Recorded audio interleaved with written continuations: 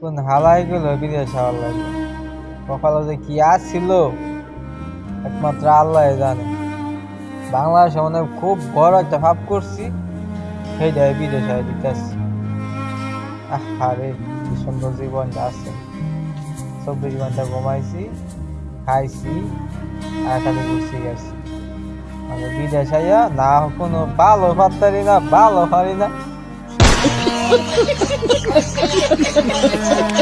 শোনাইছি বাংলা বিদেশ কাম করতাম, দিনের বেলাতে কাম করতাম, কিচ্ছু পারি না, ভাল পারি না।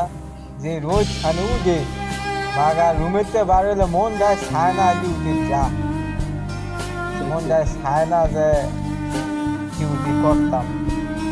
রুমে তো যখন উঠি 3টা বাজে, ডাক দেয় ফার্স্ট থেকে, ডাক দেয় এই ডিউটি সময় হয়েছে। মন যায় তখন কয় 5 লাখের মায়ের রে বাপ,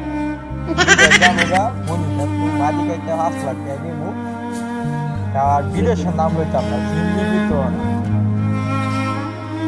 আইছিলাম বিদেশ, কোন কখনো জানলে বিদেশ, আর জীবনে না, আমি বাইক চাইয়া বাংলাদেশে যাইয়া আর বিদেশের নাম লইতাম না না।